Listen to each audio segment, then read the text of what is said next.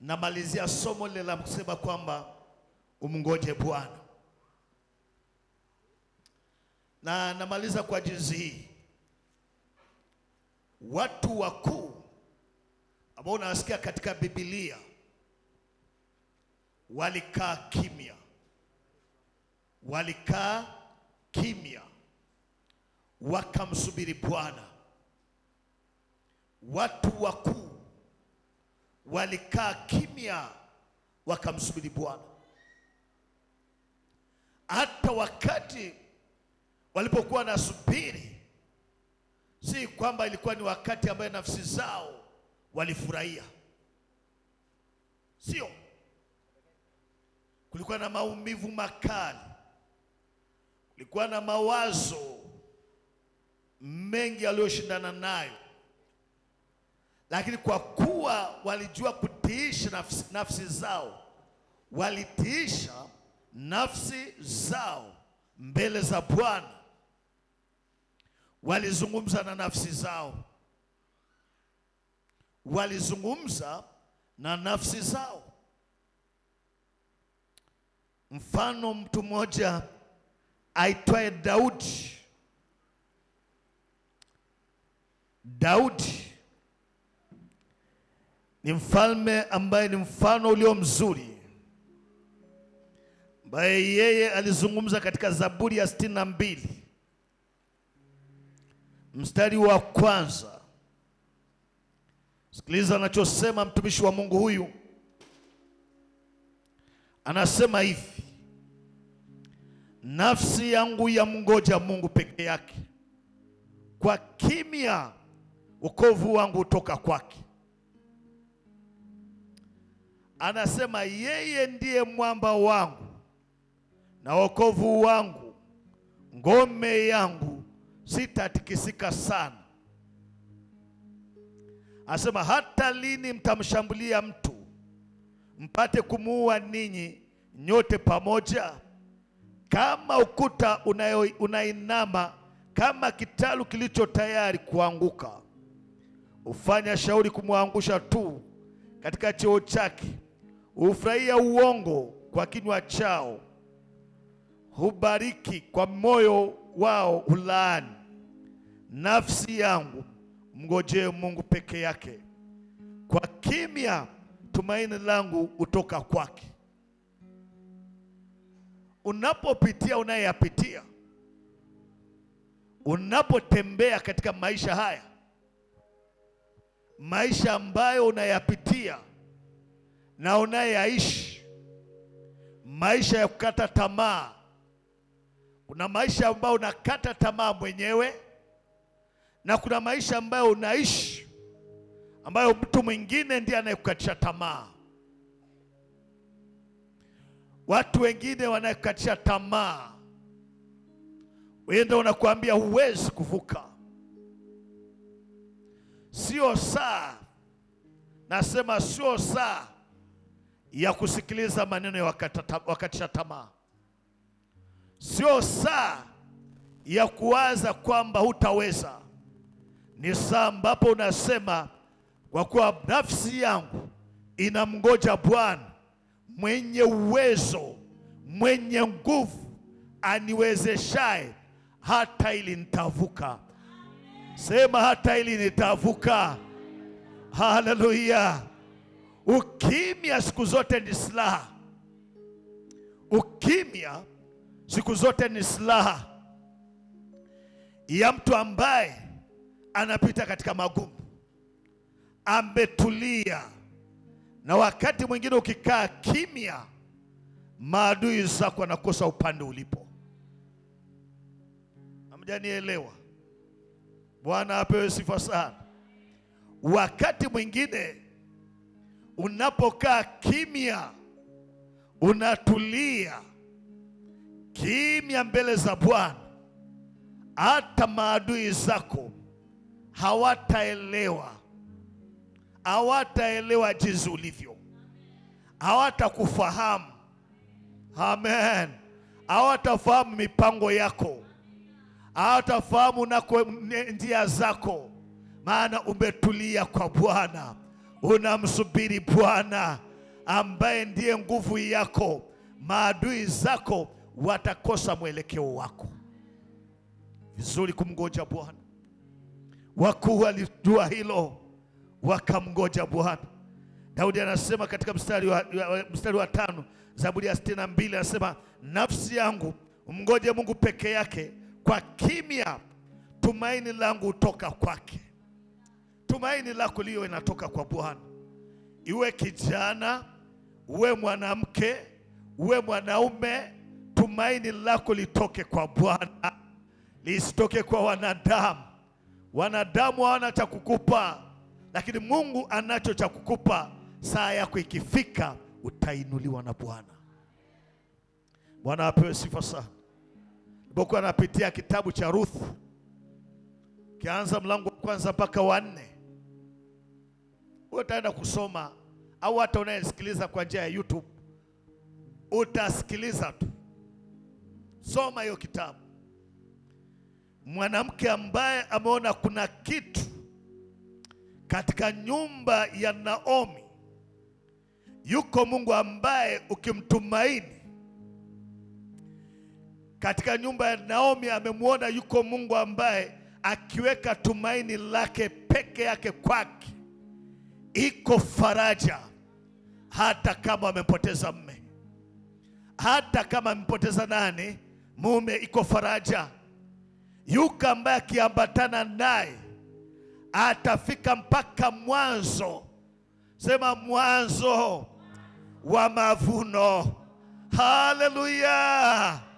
Yuko ambaye ukimtumaini ya ndugu yangu atakufikisha mpaka mwanzo wa mavuno. Hata kama umepoteza vingi, yuko ambaye atakupa vilivyo vipya ndani ya moyo wako. Naomba nisome katika kitabu kile cha Ruth, mlango ule wa 1 mstari wa 22. Sikiliza Biblia inavyozungumza pale. Anasema hivi: basi Naomi akarudi pamoja na Ruth Moab, mkwewe, ambao walirudi kutoka nchi ya Moab, nao wakafika Bethlehem mwanzo wa mavuno. Mwanzo wa mavuno. Sema mwanzo wa mavuno. Sema tena, mwanzo wa mavuno ya shairi. Haleluya. Anafika pale, wanatoka katika nchi ambayo walizama kwa huzuni, walizamishwa na huzuni. Mwanamke ambaye amepoteza mume, akapoteza vijana wawili kwa wakati mmoja. Kwenye msiba huo ulikuwa sio msiba wa kawaida, lakini Ruth na Naomi akuona kwamba yuko tumaini lingine kwa mtu mwingine isipokuwa kwa Mungu wake. Anarudi pamoja na Ruth. Ruth anakataa katu kumwacha mkwewe. Nami nakuambia hivi, kataa katu kuacha neema ya Mungu ambayo iko juu yako, unaiona ndani ya wokovu.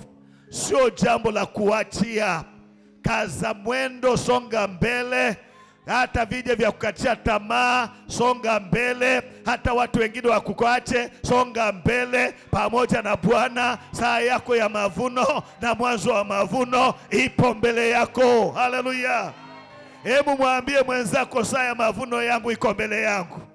Saa ya mafanikio yako, saa ya mafanikio yako yapo. Saa ya uponyaji ipo. Hata kama ugonjwa imetangazwa na kutangazwa, Baba anasema kwamba mimi ni Bwana nikuponyae.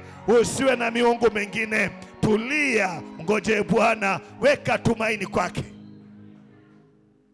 Usiweke tumaini kwa wanadamu, weka tumaini kwa Mungu. Haleluya. Bwana apewe sifa sana. Bwana apewe sifa sana. Angalia jinsi ambavyo huyu mwanamke, sikiliza, huyu mwanamke kuna mambo ambayo alishindana naye Ruth. Mkwewe anamwambia hivi. Ndio mnaweza kukutana na mambo magumu katika maisha, na kitu unachoelezwa ni halisi, ni kweli kabisa. Lakini unapong'ang'ana na Bwana, liko sababu ya kung'ang'ana na Bwana. Kanisa, kuna sababu ya kung'ang'ana na nani? Kutoka na kukimbia huku na kule sio ndio suluhu. Nasema sio suluhu. Kukaa kimya mbele za Bwana ndio suluhu ya maisha yako. Haleluya.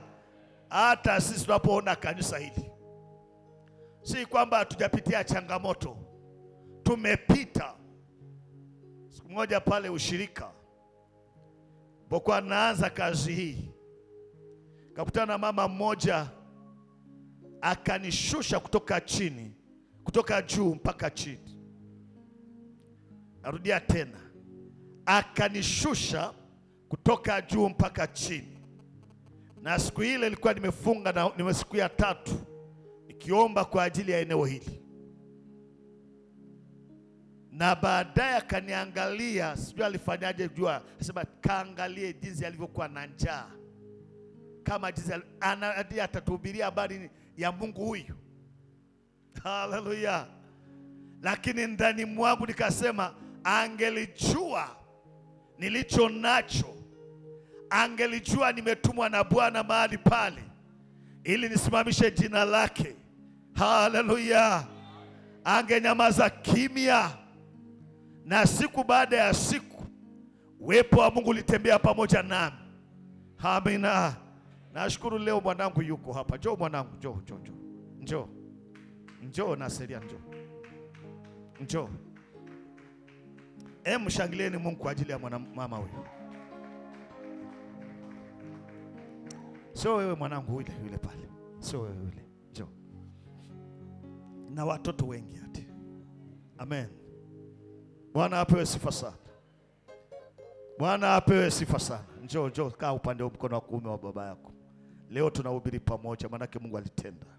Bwana asifiwe sana. Binti huyu Bwana akamponya baada ya kukaa miezi mingapi? Kama 3 akiwa naumwa. Miaka anasema mwenyewe miaka miwili. Nenda kakae au kutusubiri. Mzazi wake wa kiume, baba yake mzazi, ananiambia hivi, maisha yangu yote sijawahi kuamini kanisa. Niliamini katika uwezo wa nguvu zangu, fedha nilizokuwa nazo, utajiri wangu, na pote nilipopeleka mtoto wangu, hakuna mahali ambapo sijampeleka ili atunze uhai wake. Lakini ilishindikana. Lakini mwanaume Yesu Kristo Mwokozi akamponya bure, mambo makuu juu yao. Amen. Na huyu mama ambaye anakuja, Mungu akuponya na mguu huo. Naye akaja akaokoka. Wote wakajaa ndani ya nyumba ya Mungu. Tulitulia katika uwepo wa Bwana. Hatujaona kuzomewa. Sema hatujaona kuzomewa. Hatujaona kuchekwa. Roho hizi zikazaliwa, na roho zingine zikafuata, na wewe ukafuata, na leo inaitwa kanisa la maono.